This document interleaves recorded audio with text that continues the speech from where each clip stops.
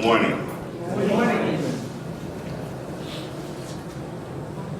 The Unity minister, Wendy Craig Purcell, who is the founder of the Unity Center in San Diego, California, found that she had a great problem in one way.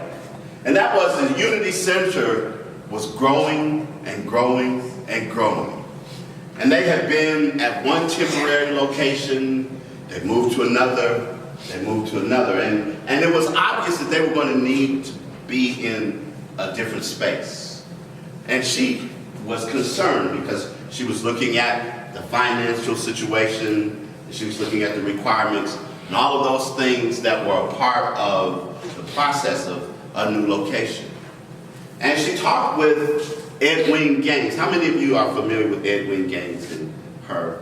She's a woman who's a Unity minister also, and she does a lot of work in prosperity. And she is just a very down-home Southern gal who said to Wendy, honey, you're not building a building, you're building consciousness. And when you build consciousness of the people, the building will come. Honey, you're not building a building, you're building consciousness. And when you've built the consciousness of the people, the building will come. And it's no secret that here at Open Heart, we are actively looking, and I'm excited about the active part of that, looking for a location, looking for a place in which Open Heart can grow and expand and do many, many great things and become the thing that we talk about always. I always say that Open Heart is a place of success stories because we are not here to try to build me up. We are here to provide you with the tools that you can use to become successful in whatever definition your success is. And no matter how old you are, Herbert and I had a brief conversation about that this morning. And I read something the other day. How many of you have seen the movie Black Panther? All right. If you recall the woman in there who's one of the elders that has the big gold earrings, she just turned 92. She got her first acting gig when she was 88. It's never too old. You're never too old. It's never too late. Success, and I'm sure she's been successful in other ways, but a place of success stories. And this morning, I think it's important for us to just explore a few things as we move through this process that can be exciting, it can be exhilarating and fun. It can also be a place where there's apprehension and frustration and uncertainty and all of those things. But as we navigate the process together, I think there's some things that maybe we need to explore. And remember, the first thing is to remember who we are. Open Heart.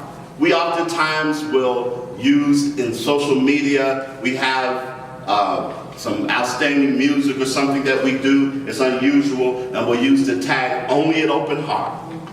And I love that because it does say that at Open Heart, we do some things that are unique in the community and unique in the world and things that happen here. I mean, you know, you can ask yourself, where will you hear a song like Be Thankful sung in the middle of a Sunday celebration here, or have a person like Damian Pearson come in with his harmonica and tear it up, or have Philip go into another realm and is playing and all of those things, and we'll say, only an Open Heart.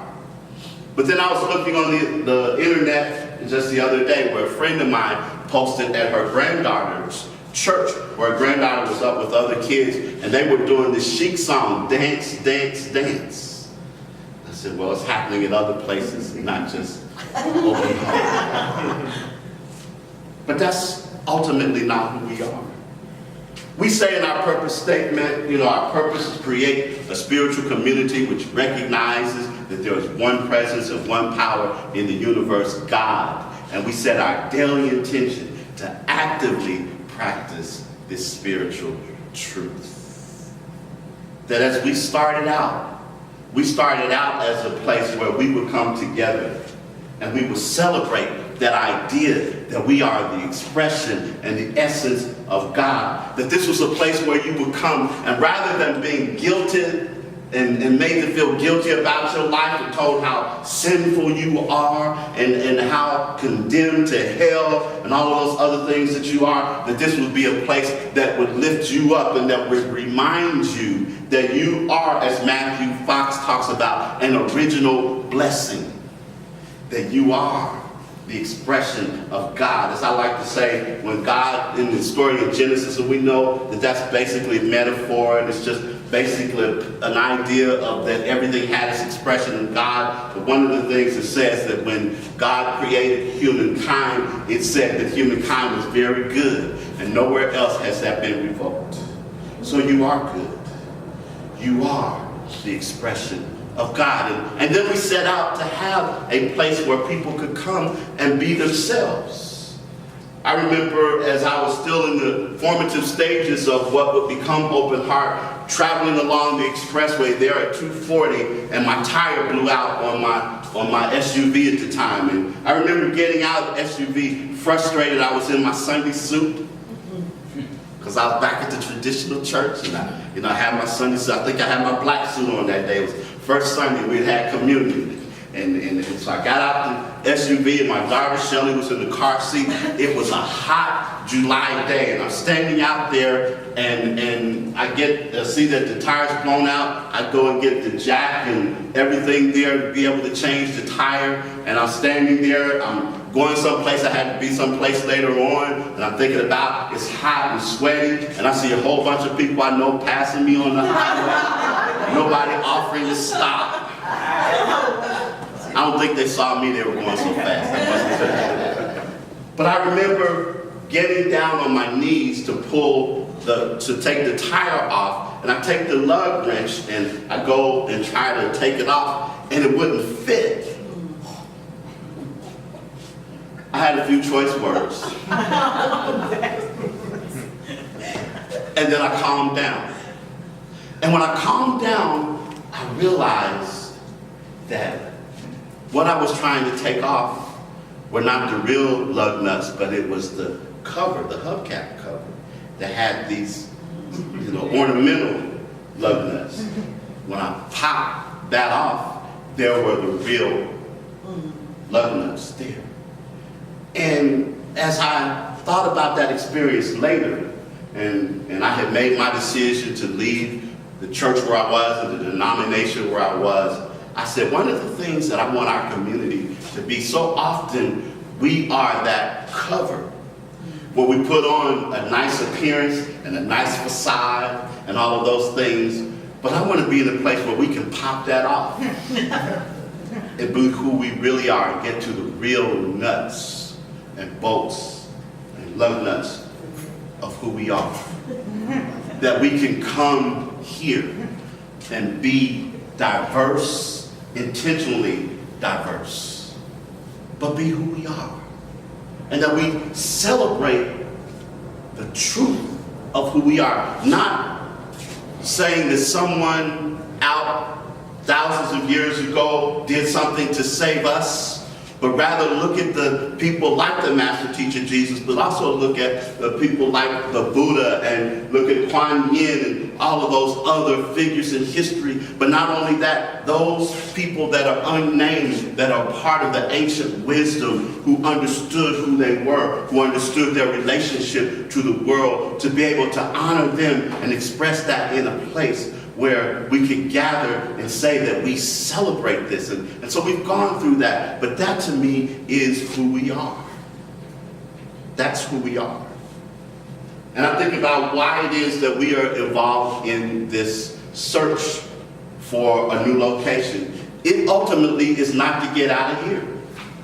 Yes, that is something we would like to be in a better space in terms of where we're visible, where we're accessible, where we are paying in a range that is comfortable for us. All of that's important. But that's not why we're trying to do this. We're trying to do this because we are a gift to the world. We are a gift to the world. We want to be able to expand that gift. We want to be in a place where we can express that. So that's why, it's not about a competition that one side, this side, or that side is going for this place or that space, or this side of town or that side of town. Wherever it ultimately happens, it's going to happen. But when we hold the intention that what we want to do is we want to let our lights shine. We want to be that gift to the world, to the community. Because whether you realize it or not, and I don't want to spend a whole lot of time on that, but there's a whole lot of messed up stuff that's happening in our world. And I don't focus on that, I don't stay on that, but I do acknowledge that. I do acknowledge the fact that there are some things that are going to require voices like ours to speak an alternative message and to say alternative things. But we need to be able to understand that what we are embarking upon is to be in the best possible place that we can be, to allow those things to express and to share those things with the world. To have a message that we have already that says something to people, that affirms people, that lifts people up, that helps people to discover the best that is within them.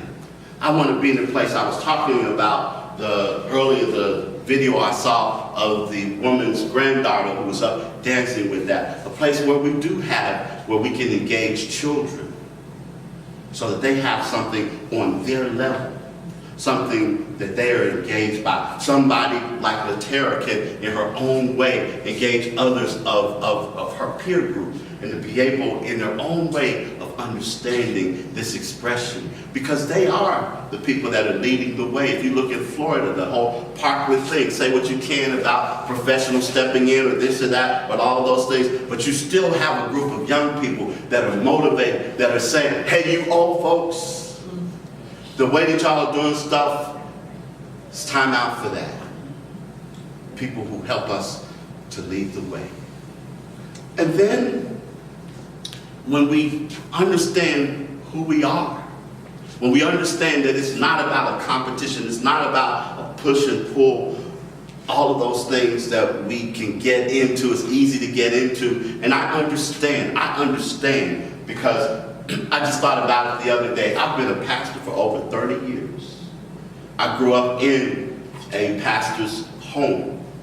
So I've been around this my entire life. I've seen it my entire life. I've known this. I've seen the best of people. I've seen the worst of people. I've seen everything in between. And ultimately, and fortunately for me, I focus on the best. But I know when it comes to projects and things like this, that it can sometimes bring out all kinds of things in people. And I'm hoping that we as a community will put the best interests of the community at heart, not personal agendas, not feeling like, I know some people said when we moved here, oh, well, you got a place that was close to your house. That was the last thing on my mind. I was trying to find a place because we were already in my house. And I had a wife who was saying, y'all need to get out of my house.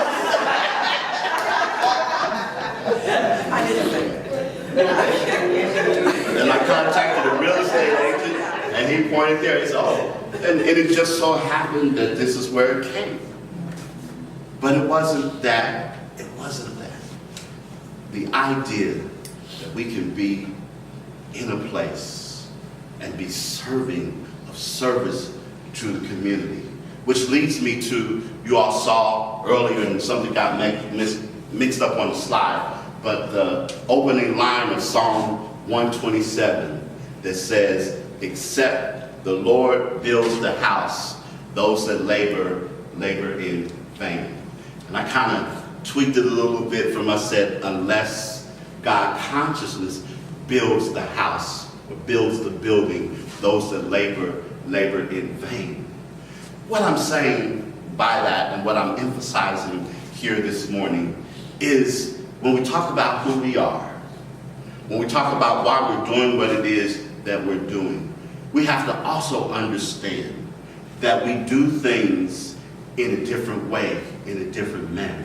Yes, having financials and all of those things are important. There'll come a time for that. Yes, being able to see ourselves with everything else that we need to put things in place is important, because banks and financiers and all of those other things and all of those other entities don't understand when we talk about, well, you know, we are this place where we recognize God in you, and they'll say, great, yeah, let me see your bottom line. But ultimately, I think about another scripture. Be not conformed to this world, but to be transformed by the renewing of your mind. One of the things that we say here at Open Heart about who we are, we look at the things that are happening in the world around us, that we have another way. We have a way that doesn't often lend itself to clear and easy explanation. Because there are things that when you allow yourself, and we allow ourselves to be open and available to Spirit and the way that Spirit wishes to express itself, there's stuff that happens that you can't explain it. You just know, and you stand in your truth that it's going to happen. I think about a person that came to me one day and said, you know, I want you first of all to know, I don't believe, you know, all that stuff that you talk about at Open Heart. I want you to know that. You know, I think this kind of, you know, one of these days you're going to come around and you're going to realize. I said, no, but I'm in a fix right now. I've moved back to Memphis. I have a house where I was living that I need to sell. I don't have the resources to put it on the market yet, all of those things, and I was wondering, what advice could you give me from that stuff that you talk about with Open Heart? I said, well, what is it that you want? I want to see my house sold. And I said, so the right buyer come along? Yes. You want it to be an easy transaction? Yes. Well, would you agree to believe with me that that could happen without much effort? That said, I wish, because you don't know what they've said about the real estate market in the city that I moved from. In those places, I said, but it only takes one transaction and one person. Statistics are generalized, but you're one person, you're not a statistic. Person say, okay, well, whatever it is, you know, but I still haven't put the house on the market. I got some stuff I need to do to be able to put the house on the market. You put the house on the market. Didn't even put the house on the market, but you still sold it. I'd like to see that happen. Let's just believe this for a moment. So what the person had done was they wanted to make sure their house was okay while they left it vacant, so they gave the neighbor across the street a set of keys and said, you know, check on the house just maybe once a week or whatever, make sure things are going okay over here, nobody's coming in and out, nobody's supposed to be coming in and out, keep an eye on. The neighbor said yes. The neighbor threw a cookout. One of the people that came to the cookout got to talking to the person, said, I really like this neighborhood. If I could find a house I'd like, I'd buy it. I'd move here. The neighbor says, well, it just so happens my neighbor across the street is trying to sell the house. They haven't put it on the market yet, but I've got the keys to the house. I'm going to call them and ask them if they mind that I take you over there to see the house. Got permission, walked over, saw the house. We had been talking about the perfect buyer.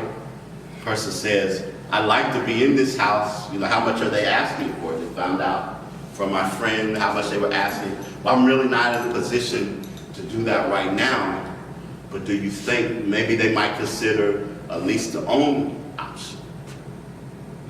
My friend had not really considered that, really didn't want to get involved in that, but it was something about this person that made them trust. I said, just trust. She said, okay, we'll try this. Person got in there. They were in there for 7 months, paying on time, doing the things that they needed to do. In month 7, they got a settlement that they had forgotten about. They had been working toward. It was enough to pay off the house. So my friend who didn't believe all this stuff that we teach at Open Heart is just for a moment believed with me, that believed that they were one with the universe and that the universe is a responsive universe that does, as we set intention and put things out there, sold the house without ever putting it on the market. By holding the space, holding the belief, holding the understanding, holding those things. And what I'm here to say to us, that as we embark on this, we don't know how it's going to come about. But I believe that it's going to happen. One of the reasons why I believe it, because as I look at you, and I look at the energy that we've generated, if you think about it, in the past, and I take full responsibility for it, it's been basically me running out there, taking the bull by the horns and saying, okay, we got to find this, we got to do this. But now we've got some smart folks in this room that have been working with us, that have been going out there looking and inquiring and asking. It may not be one location or another location, but it's going to be a location. It's going to be awesome. And so what I'm here today to do, and I'm getting ready to get a t-shirt for this. I told him this yesterday, that as I was meditating on this message and contemplating on this, I said, you know, what my role in this right now is going to be to instill hope. And I said, I'm going to get a t-shirt that's going to say, hope dealer.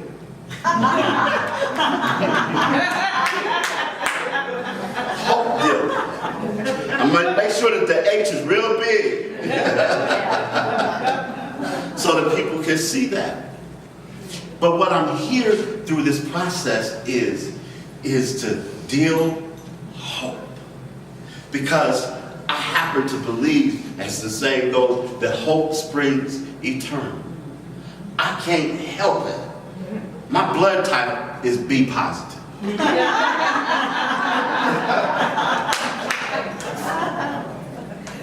So it's literally in my veins, flowing through me.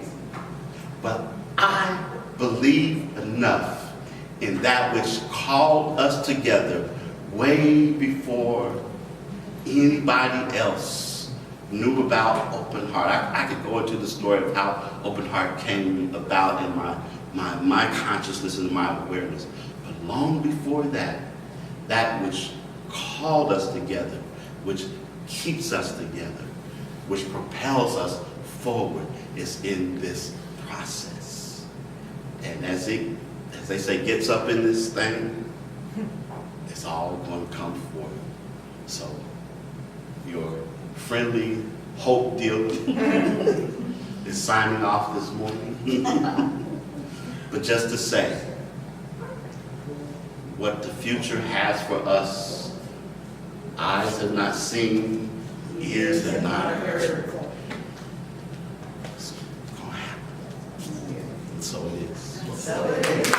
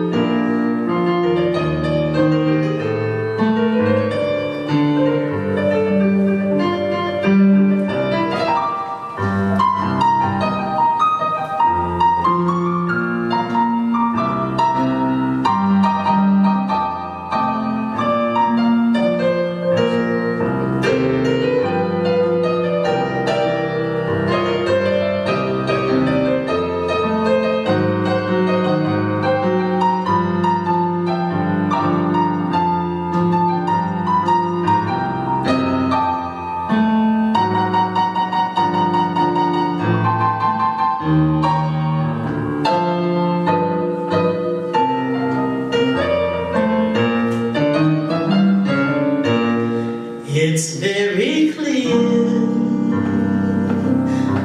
our love is here to stay, not for a year, but ever and a day.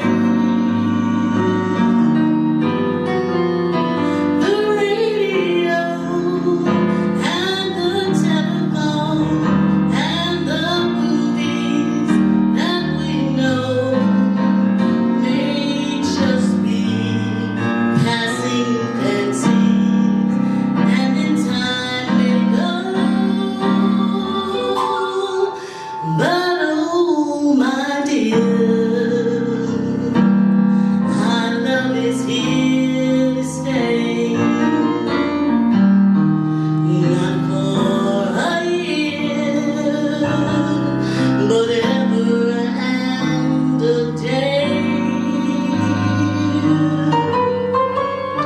In time the rock is made tumble, to roll to make crumble. They're only made of clay, but our love is here. Open heart is here. Our love is here to stay. Thank you. Oh, I invite you to take a breath, releasing this breath, knowing that there is only one presence and one power in the universe, and that is God. And as each of us embodies all that we have learned today, we take it in, we make it our own, and we simply live from those very truths. We give thanks for the lesson, the affirmative reading, the centering moment, the beautiful music, and just the beautiful energy that each and every person has brought into this space and into this place today. Moving forward, knowing it's not a building that I'm looking for. It's a spot in consciousness. I'm putting myself in that place where I know that it's already done. I remember who I am, knowing that I am a beautiful gift to the world, knowing that this place where I come and celebrate every Sunday, that all of these people with me, they are a gift too. And we bring those gifts, and that there is a special place, a beautiful place, that all of the resources and that the things that we need, they're already there. So I step into that spot, knowing that the place where my gift shines is here, right now. It's already here. So I let go.